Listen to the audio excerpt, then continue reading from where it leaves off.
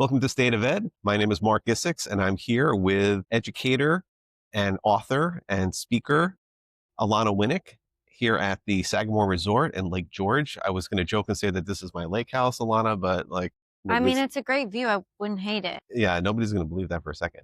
So thanks so much for spending a few minutes. I know you've had a busy day presenting and you're presenting again tomorrow, but you are an educational technology guru working in schools right now, and you have so many insights about ed tech, and ed tech is really like where it's at right now. And certainly AI is at the forefront of just about every conversation involving education right now. So can you kind of give us your take on where are we in this inflection point with AI, and what are some of the pros and what are some of the things that we need to be a little bit concerned about educationally? Yeah, I think so. For me, what AI represents is a catalyst for a much needed change. I've always believed that education needed to change. But in a world where AI can do your work for you in 3 seconds, literally, then we really need to take a step back and rethink what I say, the what, the why, and the how, what we're asking our students to do, why we're asking them to do, and how we're assessing them. And then AI becomes a tool to help us get there, but it's not the thing. In fact, I really very rarely have professional development specifically only around AI. It's using AI as a tool into another initiative like PBIS or any other thing that we're doing in our district. And I don't really love, and you're going to talk about the cons, like obviously not everything AI says is true. So I think that we need to very explicitly teach students how to use AI. We think that they know everything about technology. That's a misconception. They don't. And so we have very, very explicit lessons. And I say that every AI user, adult student, needs to be a detective on the lookout for bias and misinformation, both equally important, and a detective and a DJ and remix their content with their own thoughts, their own ideas, and their own voice. And we have very direct, explicit lessons as young as like first, second grade. And I have an AI junior club that's for third and fourth graders, and they really learn all of these things. But learning that it's not always true. Just like media literacy, now it's AI literacy. So AI literacy is incredibly important. It's okay to pull out a book and read when you're busy instead of putting them busy work on the computer. And then the whole big cheating thing, right? Yes, can we talk about this? Because I know there are a lot of educators out there. As a matter of fact, I got into a whole exchange with someone on TikTok, which probably was ill-advised on my part, kind of arguing with the internet, which is like going into a bar at 3 o'clock in the morning, finding the drunkest person and getting into a political argument. Yeah. But and they were basically just screaming, saying, I'm going to pencil and paper, and that's how I'm solving the AI problem. And yeah, so you just rolled your eyes, and I rolled my eyes behind my thumbs on this, on my phone. Why why why you're so revolted by that response? I just think if you are scared that your students are cheating, then you need to take a step back and say, if I'm going to assume my students would use AI, then how would I change the assignment? And then it's not cheating anymore and it's a tool to get you there. So I just think that teachers need to rethink what they're asking their students to do. And just like we used to say, if a question was Googleable, it's not a good question. If the assignment's AIable, it most likely, not in all cases, is a good assignment. Now, I totally agree with you on the Google part. Like we worked very diligently on trying to come up with assignments that were Google proof to the best of our ability. AI, though, is Google on like massive amounts of steroids, only because it really does, I'll use the term loosely, thinking, because it's a large language model and it's really not thinking. We know that, but like it feels like it's thinking. And it's able to sort of create and produce things unlike a traditional Google search was able to kind of accomplish for a student who was just looking to get some information quickly. The moonshot of trying to come up with assignments that are AI proof, I think, is going to prove a lot more difficult than coming up with Google. I don't think so. Okay, why do you feel differently? I don't think so, because there's a lot of examples of ways that we can do it, like a Socratic seminar. Could they use an AI as a tool to help them prepare? Yes, but you have to be prepared when you show up. You can't get around it, right? So if AI becomes a tool to help you learn, it's just rethinking the assessment, right? Like, and in my presentation I just gave, I have this one student who was going through an incredibly challenging time at home and would never do his work. But when I told him that we were going to be a DJ and remix the AI content, he lit up because he's, I'm a DJ. And he actually is a DJ. And he pulled up pictures of a mixing board and taught his class how to be a DJ. And then I had him present in front of adults at our regional tech conference. And he very confidently talked about plagiarism and academic integrity around AI use. If I would have given him a pen and paper and told him to handwrite it, or I gave him a word processor and told me to write a paragraph on plagiarism or academic integrity, Probably he not wouldn't doing have it. done it. Right. He wouldn't have done it. But when you rethink the assessment and you're assessing it in a different way, then it's AI proof. So it just tweaking, I say what we're asking them to do, why we're asking them to do it, and how we're assessing them. Mm-hmm. So again, I think when you look at his end product, he gets an A. Right. But if you looked at a traditional end product, he wouldn't. So Because he wouldn't have handed it in. He just wouldn't have done it. Right. One of the things that you mentioned in your session, which I was lucky enough to attend, is something that I've been espousing for a while as well, which is changing the emphasis or shifting the emphasis away from the product and towards the process. Yeah. Can you speak to that a little bit and why you feel so strongly about that? I think that if you're only assessing the end product, and again, AI can do your work for you in 3 seconds. The kid can take your assignment. It could take the description. It could take the rubric. They could put all those things into AI and say, do this assignment for me. And if you're not sure if your assignment is AI proof, just do that and see what comes out, honestly. But if you're getting it at the end, how would you even know the kid did that? Period. You probably don't. But if you're assessing that learning process, then you're assessing their learning. And my cousin is an insanely intelligent young man. And I know for a fact from talking to him candidly, he wasn't learning. He's just the A student that's going to consistently give you the best essay that's going to be the exemplar every time, even if you just give him a pen and paper. But he's not growing as a writer. No one's pushing his thinking. No one's challenging him. His writing's not actually growing. They're just content that he's super smart and that's it. He kind of gets left be. So how do you take a student like that, right? Because students like that are, I like to consider them special needs students just as every bit as much as students who have other kinds of difficulties with learning. And so how do you take a student like that and use the technology to take them from point A to point B? I think that when a teacher uses AI to give feedback, I actually don't like that because I would rather have that student run their own work through AI, get feedback, and pick and choose what feedback resonates with them and write a reflection of why they accepted that feedback or why they didn't accept that feedback. Because the skill that they're going to need when they're our age, because we use AI, is how to pick and choose what feedback you want to take, right? Like you probably run your own things through AI. Of course. And you probably like have that as like, no. And the other half, you're like, oh, that's a good idea. Oh, that's a good idea. They need to learn that. So I would rather him use AI to help bring him to the next level and write a reflection of how AI helped him get there. So let's talk about this for a second, because I love what you're saying, but I'm also trying to think about and be empathetic for the other side, which is I'm able to run it through that filter because, or in part at least, because I didn't have it for my whole life. So I had to learn those skills. So now when I'm getting the answers to my prompts on AI, I can put it through the filter that's already been developed because I've developed the skills over the course of a very long period of time.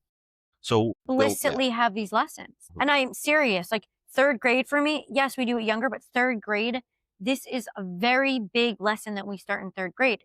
They are taking their work, copying it, pasting it into we use school AI, a very customized AI chatbot for that specific assignment. And the kids love this one. They call it line by line, and it goes line by line and gives them feedback. And they love it. And then they pick which feedback they want and they write why they picked it. I mean, that is a lesson that we do over and over and over. You're basically now describing, in a sense, the shift that we're all experiencing in AI from generative to agentic AI, which is really like creating bots to do these kinds of processes with either little or perhaps even no human intervention. Are you basically training the bots? Like, who's training the bots to work and provide the feedback for students? You know, that's hard because I have some teachers who are super tech savvy and some teachers who are not. And what I do like a lot about School AI, they have this new beta version that you can enable. It's available right now, just beta 2.0 at the top right.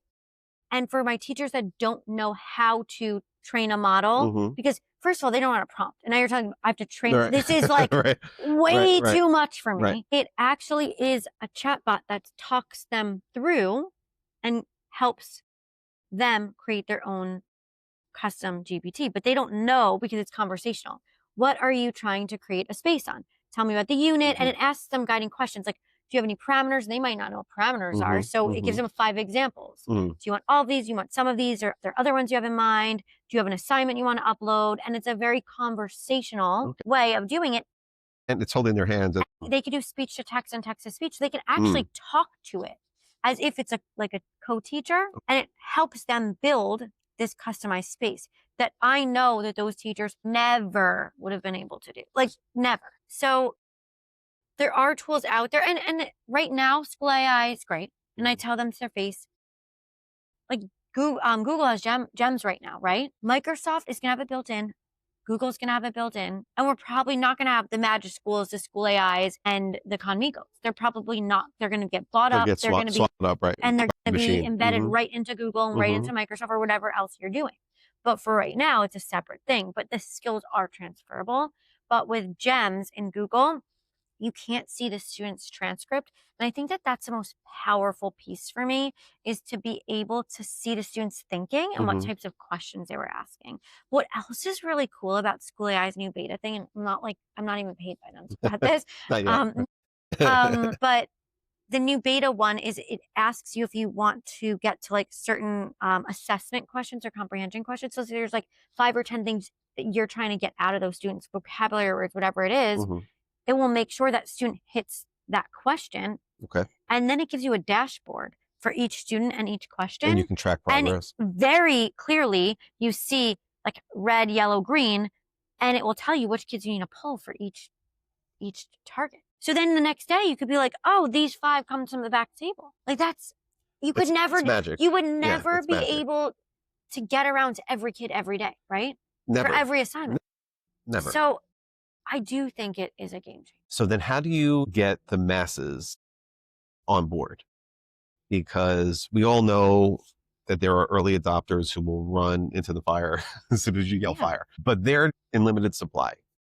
And the system, in order to really shift the culture, you really need to go deeper than just the early adopters. So as a district leader and trying to help support the inclusion and infusion of AI into your district and into instructional practices, how do you support all the levels of people, from the let me at that bot to train it to I would rather set fire to the computer? I've learned a long time ago, obviously, that you can never start from the top down. That does not work, right? Mm-hmm. I don't ever want to hold someone back. So my innovators, I will let them fly because I'm not going to hold them back. If we hold them back, they're going to leave Mm-hmm. and they're going to go somewhere else. Mm-hmm. You obviously don't want there to be such, there's the E's, equality, equity. We can use them each one in a different way. I mean, my goal is for equity, every student to get what they need. And you talked about learning differences, right? Mm-hmm. And I think AI really levels that playing field of a very large population of E&L students. It removes the barrier for entry. They're able to engage in the content in their native language without focusing on that translation. My students that need extra support, AI can make it easier for them to understand or read it aloud or whatever it might be. So I think it really does level that playing field. I wrote a book almost over 2 years ago, and I've been speaking around the country about it, but to my own staff, I just like everyone else to be a leader and to give them a voice and empower them, because I think if we're all learning together, then it builds community. And I think that the most untapped market of support is the students. And a lot of times we forget that they're so capable. And I have students as young as 4th grade and actually 3rd grade. I start them in 3rd, but we're in the beginning of the year. So I don't have any 3rd graders yet. But by the end of the year, I'll have 3rd graders. But right now, because it's beginning of the year, 4th and up, they opened up for our superintendent's conference day, and I had all different students that have different learning abilities. And I had them stand up confidently and inspire the teachers who were forced to sit there and listen. I have a kid who just, I mentioned, graduated out of our E&L program, talk about how AI supports English language learners. We have students talk about how it helps students with different learning differences, whether it's dyslexia or things like that. And when you are hearing a child say, I have a learning difference and this is how it helps me, and now you have that kid in your class, how are you not going to give that child what they need to be successful Right. when you know that they know what they need? So it forces you to step up a little bit. So if you're listening out there and you're a leader, I would pull your students and I would have them advocate, because you can't deny it. Like when you hear them speak like that, there's no turning away. So let's talk about that school administrator who, and again, let's create a little bit of empathy for that person. They have every pressure under the sun from their community, from their school board, from their superintendent, from the state standards, expectations, and so on. And they are already at maximum capacity. So what's the one thing that you used to get AI them started? shouldn't be a separate initiative. That's where everyone's going wrong. Okay, so let's say I had a very big PBIS initiative. Right now it's very, very big. So there's a faculty meeting about PBIS, and it's about community building activities for homeroom. Everyone, no matter what grade, needs to do a community building activity. Okay. You think a teacher can create 180 unique days of examples? No. So there's a 5-minute tech integration to use AI to come up with 5 community building activities that you're going to use next week. And I do Mad Lib style prompts, because the ones that don't know how to prompt, you just have to do fill in the blank, like a Mad Lib. Copy and paste, fill it in with your grade level, your content area, whatever it is.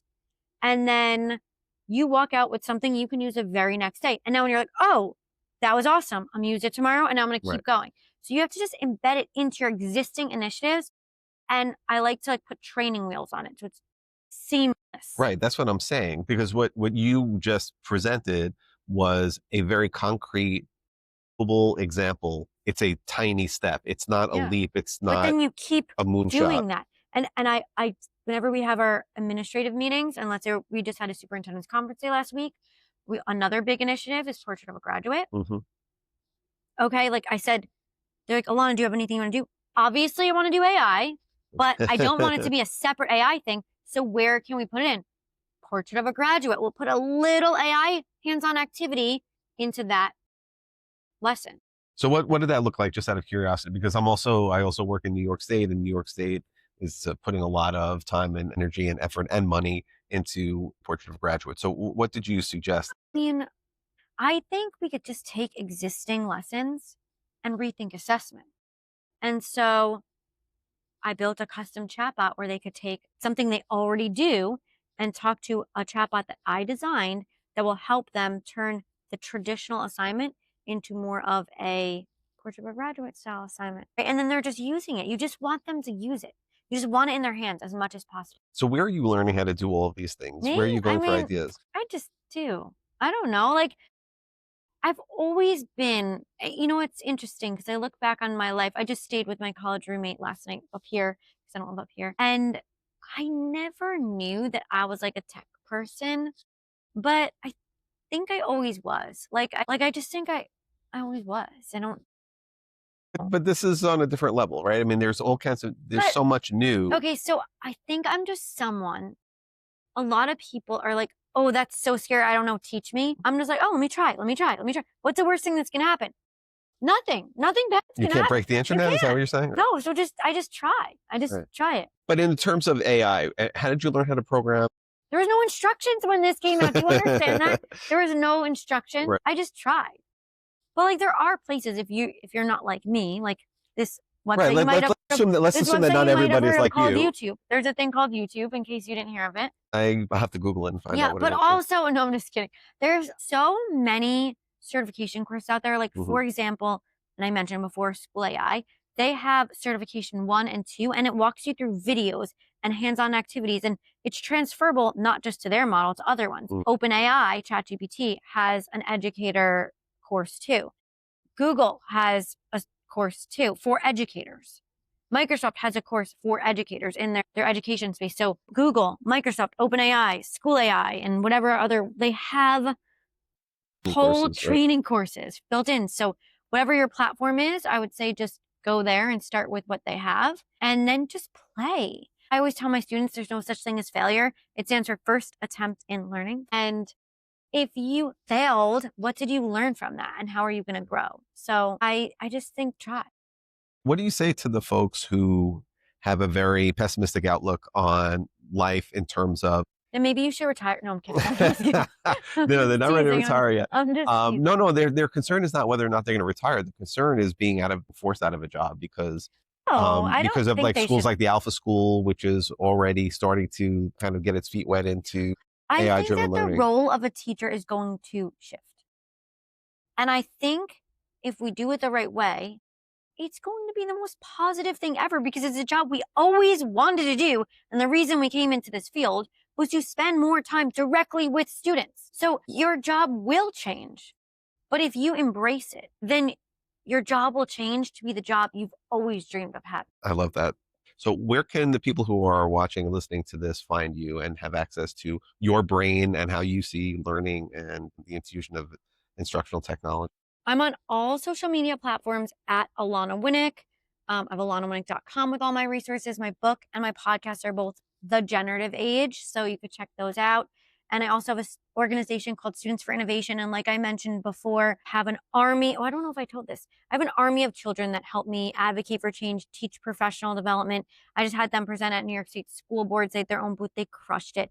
And they believe that all schools should have an innovation club. And so we created an organization to support schools. We have students as far as India, and we hosted a virtual summit. So if you go to studentsforinnovation.org, you can watch all the recorded sessions and you can start your own innovation club. And if you don't have support, like I don't have support because I don't have a STEM teacher or a tech integrator, you have an army of children. They are free labor and they're more than happy to advocate for their own change and build an army with you. I definitely think you should take advantage of your students. And I have ones as young as fourth grade, so you could do it too. Thank you, Alana, for all of your insights and for sharing everything with us today. And thank you so much for joining us.